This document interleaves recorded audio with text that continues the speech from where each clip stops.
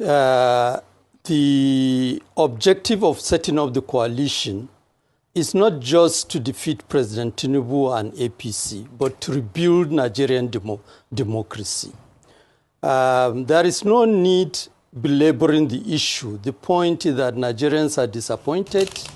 APC came with a lot of promise, and being a founding member of APC, I can talk about that very authoritatively. We promised Nigerians to end insecurity. We promised Nigerians to end corruption. We promised Nigerians to ensure that at the minimum, our democracy is functional. Unfortunately, here we are today in a situation when people talk about one-party state, I think they are being generous. The truth is that we don't even have a political party. APC itself, I don't regard it, and being there, I can say so authoritatively, any party whose organ are not meeting is not a political party. And as it is, the first thing, and this is the first disappointment with President Tinubu, I'm one of those who hold him in very high regard. I thought all the mistake of President Buhari, he will be able to correct it. Unfortunately, here we are, he has elevated Buhari to a status of a national hero, largely because he himself almost came with unprepared. He is ruling the country almost impulsively, taking decisions without any plan, which is where we have landed in a situation whereby cost of living and income have been eroded, So I think, coming back to your question, the whole objective of the coalition, and this is the negotiation going on, to ensure that at the minimum, the mistake of the past are not only corrected, but we don't resume politics almost as business as usual. Ẹ jọ̀ọ́, kí ló ń ṣẹlẹ̀ gangan? Ẹ̀yin APC ẹgbẹ́kẹ́gbẹ́, àròyé níṣẹ́ ìbáka yẹn máa rojọ́ kú ni o. Ẹ máa rojọ́ kú, ẹ gbé disappointment yín kẹ́ lọ pín láàrin family yín, kẹ́ lọ pín nínú ọ́fíìsì, kẹ́ pín nínú group yín, kẹ́ pín nínú political party APC àti gbogbo political party tó wà, torí gbogbo yín bed of the same feather that flocks together. Kò sí kan tó gbé kan nínú gbogbo political party Nigeria. Àwọn tá ẹ rí tó wà nínú APC, ẹ ti rí wọn bá ti ń dìkáàpù láti inú PDP, inú Labour Party, gbogbo wọn APC ní báyé tí wọ́n ti ṣe rí nìyẹn. Ọ̀nà àtijẹ́ tí wọ́n làwọn bá kiri, Nigerians ní ò wake up. Tó sì believe pé gbogbo bó ṣe ń lọ from one political party and everything. Tó máa ń believe wọn wípé ìjà wọn náà ń jà, irọ́ ni. Irọ́ ni. Kí ló wá kan àwa pẹ̀lẹ́jọ́ òfò àtàdánù tí ẹ̀yin APC ń rò? Ẹ bá jẹ́ former APC, ẹ bá jẹ́ president, ẹ bá jẹ́ future. Kí ló kàn wá? Gbogbo yín bed of the same feather that flocks together ni yín. All of a sudden, northern leaders and elders, ẹ wá realize wípé ní láti collide together nísìnyí láti unseat Tinubu torí pé ẹ fẹ́ develop Nigeria, ẹ fẹ́ tún Nigeria ṣe. All of a sudden, ní ìgbà tí Tinubu gba Muslim ticket lọ́wọ́ ẹ̀yin tó wá fi gbolẹ̀. Ní ìgbà tó jẹ́ wípé ẹ rò wípé ẹ̀yin lẹ máa tọwọ́ bọ brain ẹ̀, nǹkan tẹ́ bá ti fẹ́ bí tẹ́ bá rotate ẹ̀ sí ni, ó sì wá yí mọ́ yín lọ́wọ́. Ìgbà yẹn lẹ wá realize wípé àsìkò ti tó, ẹ ti fail Nigerians lẹ́yìn. Ojú yín ti bó, ẹ̀mí yín ti fẹ́ pin, ẹ wá realize wípé APC ti fail Nigeria, gbogbo nǹkan tẹ́ máa promise every 4 years. Òfúùtù fẹ́ tẹ̀. Kẹ̀dẹ̀ máa wò next election ní 2027 báyìí. Wọ́n tún ìmá bọ́ síta, wọ́n tún wá promise yín náà o. Ẹ tún ìmá gọ́ o. Ọlọ́run ní jẹ́ ni ó gọ́ ó gbọ́n. Kí ló fa àròyé lọ́wọ́ lọ́dọ̀ ẹ̀yin APC? Nọ́dánà láwọn wọ́n ṣe realize wípé wọ́n fẹ́ tún Nàìjíríà ṣe, torí ẹ̀ náà ṣe fẹ́ unseat Tinubu come 2027. Ìyẹn ò tiẹ̀ kan àwa.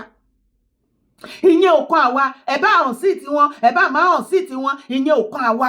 Ṣùgbọ́n kẹ́ wá máa sọ wípé ẹ̀yin torí ẹ̀ lẹ ṣe fẹ́ unseat Tinubu, ẹ wá fẹ́ build Nàìjíríà. Kí ló dé tẹ́ ṣe the same thing fún Buhari? If I may ask, àbí kí lẹ́ni mo sọ? Ẹ wá wo fídíò. There has been this call for restructuring.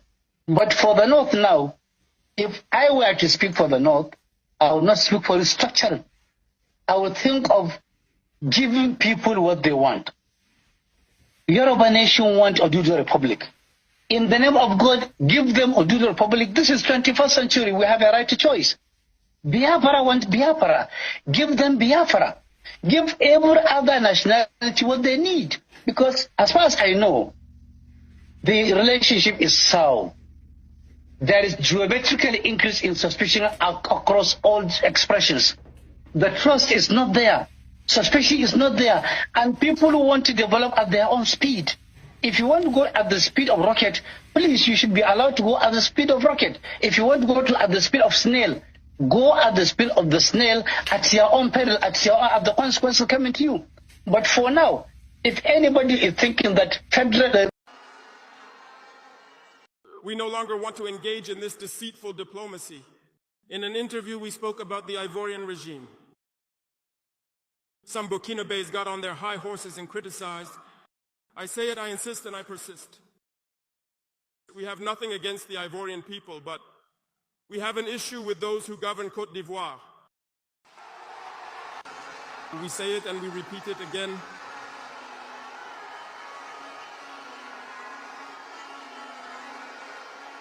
Let me tell you something. Allow me to tell you something.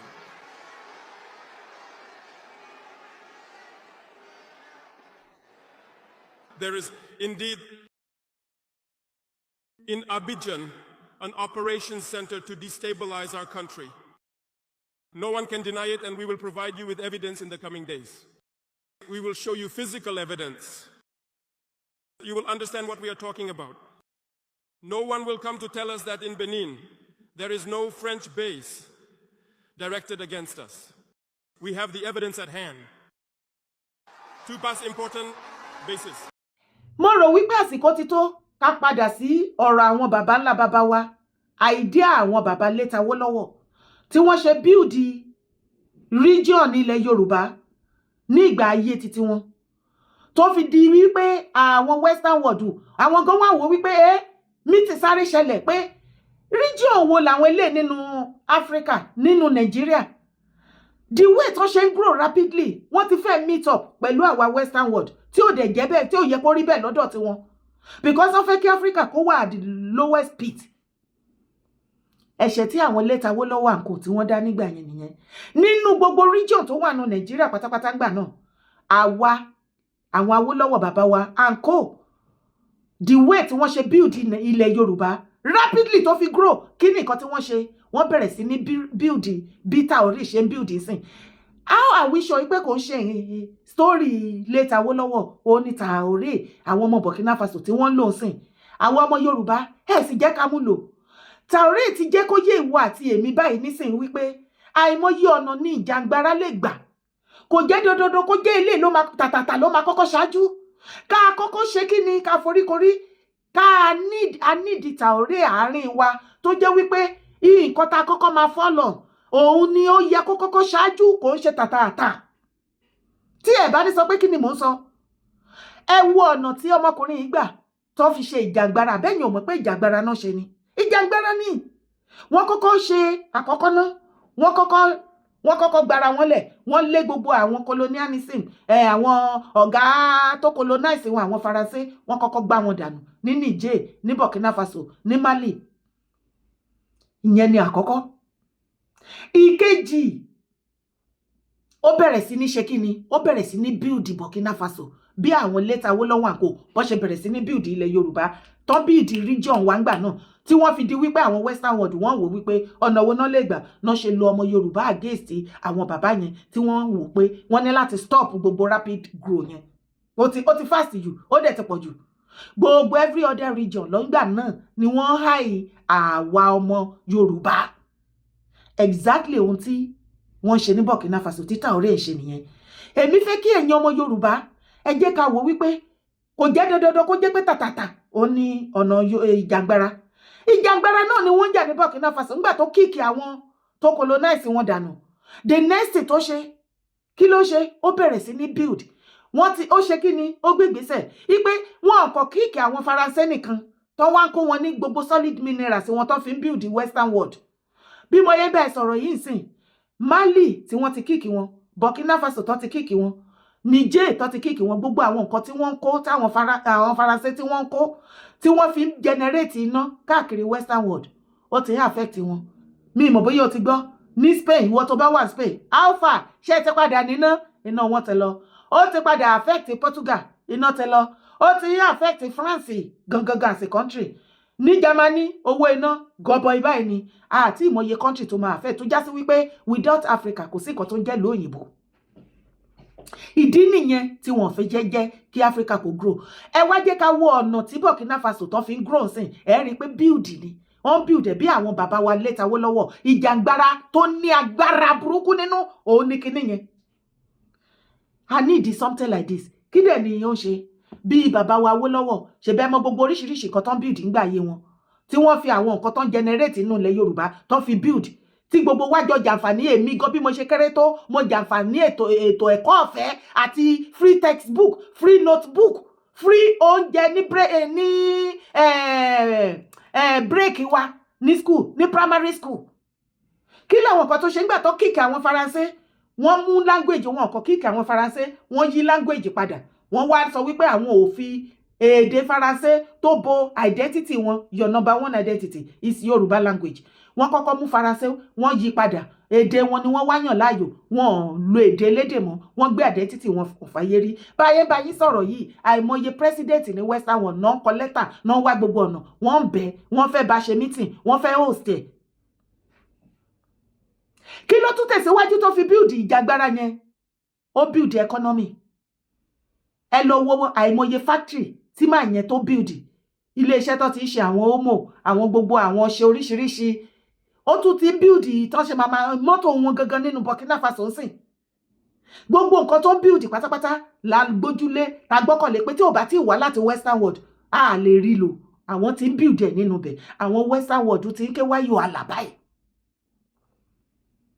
ṣe rí ìjàngbara ṣe rí wípé almost the same thing pẹ̀lú bàbá Later Awólọ́wọ̀ àǹkó nígbà tó ń build ilẹ̀ Yorùbá ni ìjàngbara burúkú tó jẹ́ sí wípé àìmọye oríṣiríṣi ọ̀nà la lè gbà ṣe ìjàngbara kò jẹ́ dọ́dọ́dọ́ tàtàtà kàdé máa wá wò tá ẹ̀ bá sọ wípé kìíní o ordinary omi nínú reservoir ilẹ̀ Yorùbá ò ní sílẹ̀ o fún ìjàngbara ordinary omi kò sí nínú reservoir sílẹ̀ ẹ jẹ́ ká kọ́kọ́ build ilẹ̀ Yorùbá náà ẹ jẹ́ ká kọ́kọ́ build ilẹ̀ Yorùbá fọgbọ́n ọlọ́gbọ́n ṣọgbọ́n kì í jẹ́ ká pàgbà ní wèrè ẹ jẹ́ ká lẹ́nì látara Taori ń ṣe ó ti lẹ́nì látara Later Awólọ́wọ̀ àǹkó láyé ìgbà yẹn ní region wa ẹ jẹ́ ká padà lọ lẹ́nì látara wọn ká wá bá ṣe máa build ilẹ̀ Yorùbá náà tá a máa rí nǹkan tó àfọ́lẹ̀ pẹ̀lú ó wà very very important because ẹ jẹ́ ká lẹ́nì látara àwọn Burkina Faso ṣe wá rí góòdì wọn kò sí gbogbo solid minerals tí wọ́n ní Burkina Faso tí ò sí nílẹ̀ Yorùbá o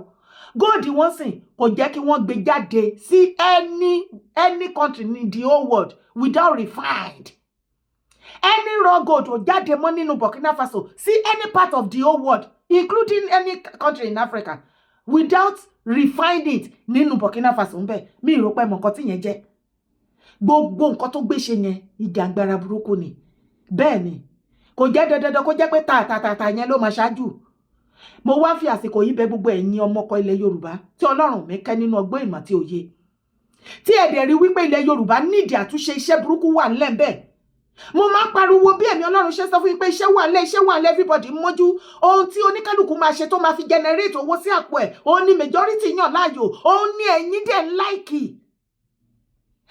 build ilẹ̀ Yorùbá irọ́ lọ́pọ̀lọpọ̀ yín pátákọ̀ sọ wípé ẹ love ilẹ̀ Yorùbá if you truly love Yorùbá land jẹ́ ká jọ fọwọ́sowọ́pọ̀ ká build ilẹ̀ Yorùbá nǹkan tí ilẹ̀ Yorùbá nídìí nísìn nìyẹn kì í ṣe tàtàtà ẹ jẹ́ ká lẹ́ni látara Burkina Faso if you truly love Yorùbá land tó bá jẹ́ youth tó jẹ́ bàbá ọba regardless of any post tó bá wà any country tó bá wà tó bá jẹ́ pé lótìtọ́ àti lódodo bí ilẹ̀ Yorùbá ṣe rí kò tẹ́ ẹ lọ́rùn kì í ṣe tàtàtà eléyìí tó máa sọ wípé eléyìí ò dá ẹ jẹ́ ká ṣe ẹ má wọrí ẹ fi sílẹ̀ tó bá ti gborí léde ṣé èrò pé bó ṣe ń gborí bó ṣe rí sí láti gborí léde nìyẹn tí kò sí ordinary omi nínú reservoir sílẹ̀ ẹ jẹ́ ká change channel ẹ jẹ́ ká try nǹkan tó ń ṣẹlẹ̀ ní Burkina Faso ẹ jẹ́ ká build ilẹ̀ Yorùbá ní ìníkàjà ẹ jẹ́ ká lọ build ilẹ̀ Yorùbá let us build Yorùbá land first ìgbà yẹn la tó máa mọ̀ wípé okay o eléyìí ò á wá rọrùn fún wa àbí anything ibi tí mo dúró sí nísìnyí nìyẹn Yorùbá land ni mo gbé dání fún ìwọ tí ọ̀rọ̀ ilẹ̀ Yorùbá bá yé tí àlàyé mi bá yé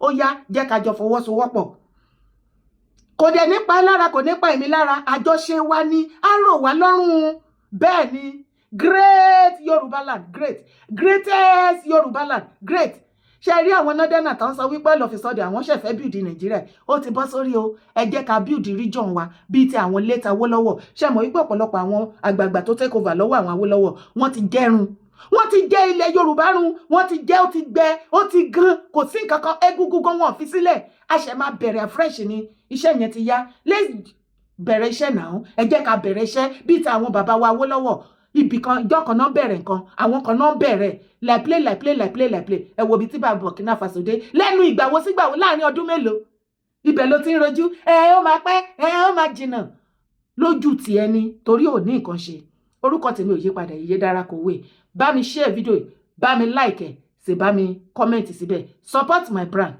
ire o great Yorùbá land.